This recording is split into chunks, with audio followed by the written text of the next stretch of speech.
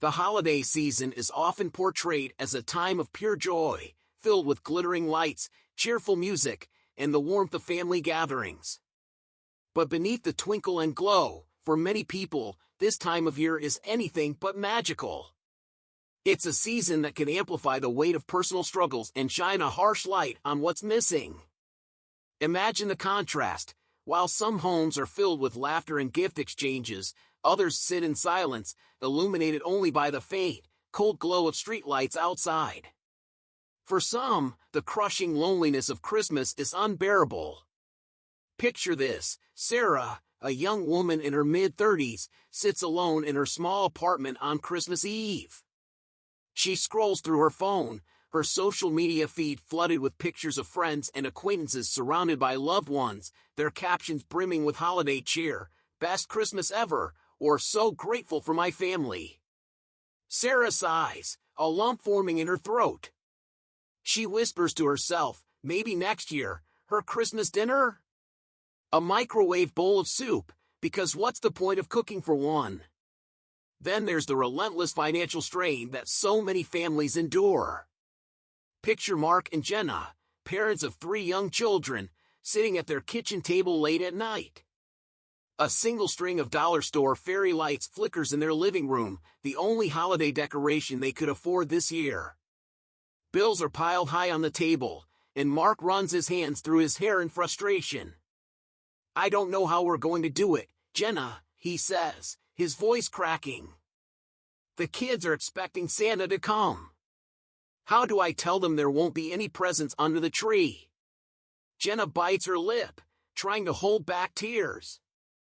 "Maybe I can pick up an extra shift at work. Or sell the TV." Mark shakes his head. Even then, it wouldn't be enough. The idea of disappointing their children weighs heavily on them. They want so desperately to give their kids a magical Christmas, but the harsh reality of their finances leaves them feeling helpless.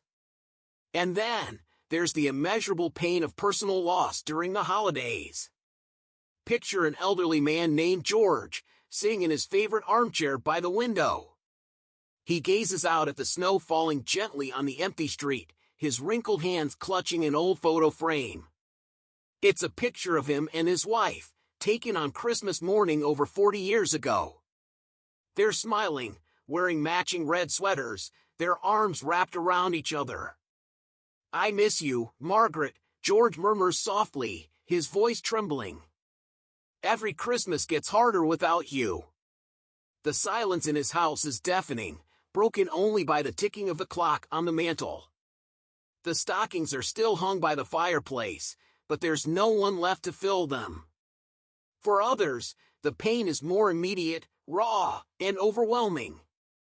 Consider Emma, a single mother who recently lost her job.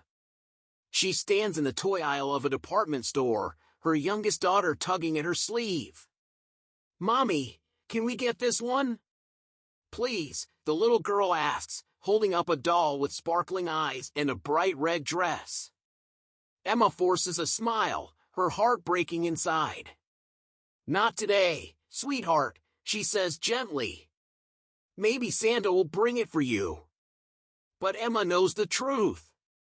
There's no money for dolls, or anything else, this year.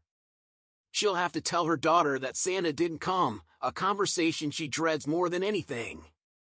These moments, these raw, vulnerable struggles, are what make Christmas miracles so profound when they happen. They are moments of darkness where hope feels distant, and the holiday cheer others seem to bask in feels like an unreachable dream. But these challenges also create the perfect backdrop for the extraordinary.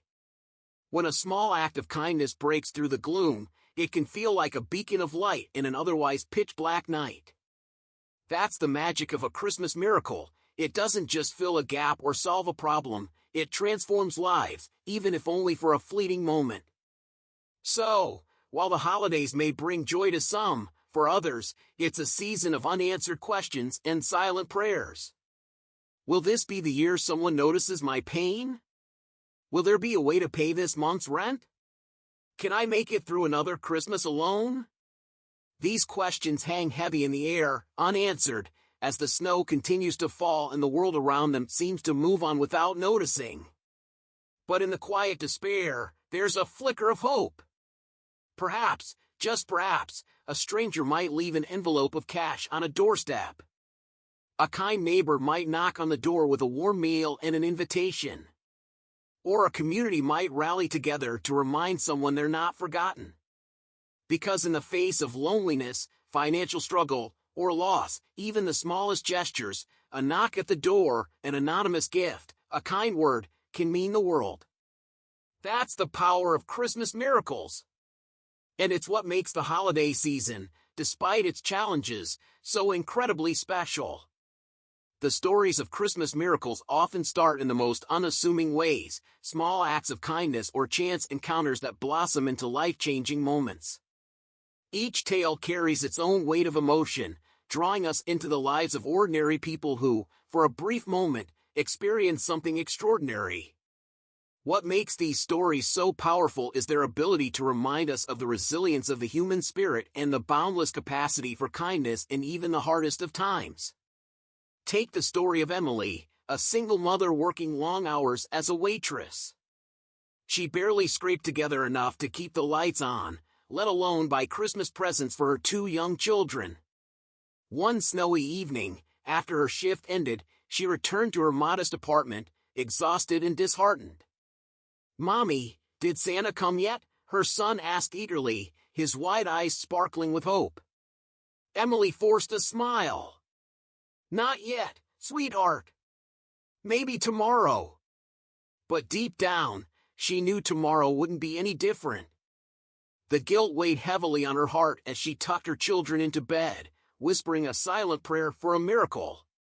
The next morning, Emily opened her door to find a beautifully wrapped package sitting on the steps. Inside were toys for her kids, warm clothes, and even a grocery store gift card. The tears came instantly, a mix of gratitude and disbelief. Who had done this? How did they know? It didn't matter. For Emily, it was proof that even in the darkest times, kindness could still find its way. Then there's the story of Brian, a factory worker who had recently lost his job due to layoffs. His wife, Laura, tried her best to keep their spirits up, but the holidays loomed like a cloud over their heads. Their kids, ages 5 and 8, didn't understand why Christmas felt different this year. One evening, as Brian sat staring at the bills he couldn't pay, there was a knock at the door. He opened it to find a group of strangers singing carols, their voices filling the cold night air. When they finished, one of them handed Brian an envelope. "Merry Christmas," the woman said warmly. Brian opened the envelope to find several $100s inside. His voice caught in his throat as he tried to thank them, but they were already walking away, their laughter fading into the distance. That act of generosity allowed Brian and Laura to keep their home warm and their children's Christmas morning magical, a moment they would never forget. But not every miracle involves a financial lifeline. Sometimes, it's the emotional connections that mean the most. Consider the story of Clara, an elderly widow who had spent the past 5 Christmases alone. The world outside her small house moved on, but for Clara, the holidays were a painful reminder of everything she had lost. One year, a group of neighborhood kids decided to visit Clara. They knocked on her door, their faces lit with excitement. "Merry Christmas, Miss Clara," they said in unison, handing her a homemade card and a basket filled with cookies. Clara's hands trembled as she accepted their gift. "You didn't have to do this," she said, her voice barely above a whisper. "But we wanted to," one of the kids replied with a grin. For the first time in years, Clara felt a glimmer of joy. The children continued to visit her every Christmas after that, bringing her warmth and companionship she had thought was lost forever. And then there are the stories that seem almost too magical to believe. Like the tale of a young boy named Ethan, who had been battling a serious illness for most of his life. His parents wanted to give him a Christmas to remember, but they didn't have the resources to make it happen. Unbeknownst to them, their community had other plans. Volunteers came together, each contributing something to transform Ethan's hospital room into a winter wonderland. Local businesses donated decorations, a bakery provided festive treats, and even a nearby snow machine company brought in fresh snow. On Christmas morning, Ethan woke up to find his room filled with twinkling lights, a towering Christmas tree, and even a visit from Santa Claus himself. "Is this all for me?" Ethan asked, his voice filled with wonder. "It's all for you," Santa replied, his eyes twinkling with warmth. For Ethan's family, that day was a miracle, a brief reprieve from the struggles they faced and a reminder that they weren't alone. As I read these stories, I couldn't help but marvel at the sheer variety of ways people experience Christmas miracles. They aren't always grand gestures or life-altering events. Sometimes, they're as simple as a kind word, a thoughtful gift, or the presence of someone who cares. But what they all have in common is their ability to create moments of hope and joy when they're needed most. The beauty of these miracles lies not just in the acts themselves, but in the way they ripple outward, touching everyone involved. Imagine the sense of fulfillment felt by the stranger who paid off a family's layaway balance, or the volunteers who came together to grant a dying mother's final wish. These acts of kindness don't just transform the lives of the recipients, they inspire others to carry that spirit forward, creating a chain reaction of generosity and love. So, as we delve deeper into these stories, ask yourself, what would a Christmas miracle look like in your life? Could it be a stranger's smile, a long overdue reconciliation, or a helping hand when you least expect it? Because these miracles remind us of one simple truth: even in the most challenging times, the magic of Christmas can find us, if we open our hearts to it. The wind howled outside, rattling the windows of a small house. Inside, Sarah paced the living room, wringing her hands as tears threatened to spill. Christmas Eve should have been a joyful time, but this year, it felt anything but. The bills had piled up higher than the gifts under the tree, if you could call 2 hastily wrapped packages a tree's worth. Her 7-year-old daughter, Lily, was asleep upstairs, blissfully unaware of the storm brewing in her mother's mind. Sarah glanced at the clock. 11:47 p.m. In 13 minutes, it would be Christmas. How did we get here? She thought, her chest tightening with anxiety. A sharp knock at the door jolted her out of her spiral. Who could that be at this hour? She hesitated, her heart pounding as she crossed the room. Through the peephole, she saw a figure bundled in a thick coat, their face obscured by the night's shadows. "Who's there?" she called, her voice trembling. It's Mark," came the muffled reply. Sarah froze. Mark was her estranged brother, someone she hadn't spoken to in nearly a decade. Their falling out had been bitter, fueled by misunderstandings and stubborn pride. What was he doing here now? She opened the door cautiously, the cold air rushing in. There he stood, holding a large box wrapped in festive paper. His face was etched with worry, but his eyes held a flicker of hope. "Mark," she whispered, disbelief lacing her voice. "Sarah, I know I'm the last person you expected to see tonight," he said, his breath visible in the icy air. "But I had to come." "Why now?" she asked, her voice cracking. "After all this time?" Mark hesitated, looking down at the box in his hands. "Because it's Christmas. And because I've made a lot of mistakes.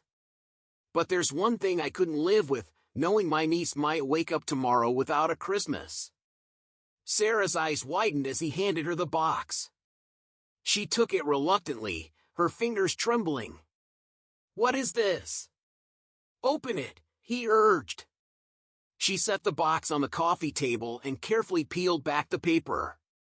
Inside were toys, clothes, and even a small envelope. She opened the envelope to find a check for $1,000. "I don't understand," she said, tears streaming down her face. Why would you do this? Because I've been where you are, Mark admitted, his voice breaking. After Dad died, I shut everyone out, including you. I thought I had to handle everything alone, but all it did was make things worse. I lost my family. I don't want that for you, Sarah. Not for you, and not for Lily. Sarah sank onto the couch, the weight of his words, and his generosity, crushing her. But we haven't spoken in years, Mark. Why would you care now? Because family doesn't stop caring, he said, sitting beside her. I should have reached out sooner. I should have swallowed my pride and apologized. But if there's one thing Christmas teaches us, it's that it's never too late to make things right. The room fell silent except for the ticking of the clock. 11:59 p.m. Lily doesn't know you, Sarah whispered, her voice filled with doubt. How am I supposed to explain this to her? Tell her the truth, Mark said gently. Tell her that sometimes people make mistakes, but they can also make amends. Tell her that Christmas isn't about the gifts under the tree, it's about the love we share. The clock struck midnight, and somewhere in the distance, a church bell chimed. Sarah looked at her brother, really looked at him for the first time in years. His face was older, lined with regret, but his eyes held sincerity. Okay, she said finally, her voice barely audible. Okay, Mark. Let's try. A small smile tugged at the corners of his mouth. Thank you, Sarah. I won't let you down. The next morning, Lily bounded down the stairs, her excitement palpable. When she saw the presents under the tree, her face lit up like a Christmas star. Mommy! Look! Santa came, she exclaimed, twirling in her pajamas. Sarah smiled through her tears. Yes, sweetheart. Santa came. Who's that? Lily asked, noticing Mark standing awkwardly by the fireplace. Sarah knelt down beside her daughter, placing a gentle hand on her shoulder. Lily, this is your Uncle Mark. He wanted to spend Christmas with us. Lily tilted her head, studying him. You're my uncle? Mark nodded, his voice thick with emotion. I am. And I'm so happy to finally meet you. To everyone's surprise, Lily ran up to him and wrapped her arms around his legs. Merry Christmas, Uncle Mark. Mark looked at Sarah, his eyes glistening with unshed tears. Merry Christmas, he whispered. In that moment, the rift between them didn't matter. The past didn't matter. What mattered was the love that had found its way back into their lives, against all odds. As the three of them sat around the tree, unwrapping gifts and sharing stories, Sarah couldn't help but feel that this was the true essence of a Christmas miracle: reconciliation, forgiveness, and the unshakable bond of family. Sometimes, the most unexpected visitors bring the greatest gifts of all. And sometimes, the miracle isn't in what's given, but in what's healed. As we reflect on these extraordinary stories, we're reminded of the transformative power of love, kindness, and forgiveness, forces that shine brightest during the holiday season. What if we all became someone's miracle, even in the smallest way? Could our actions ripple out to create hope in unexpected places? This Christmas, let's carry the spirit of these stories with us, embracing the chance to heal, connect, and give. Because the true magic of Christmas isn't in the gifts we receive, but in the love and compassion we share. What miracle could you create this year? Let's find out together.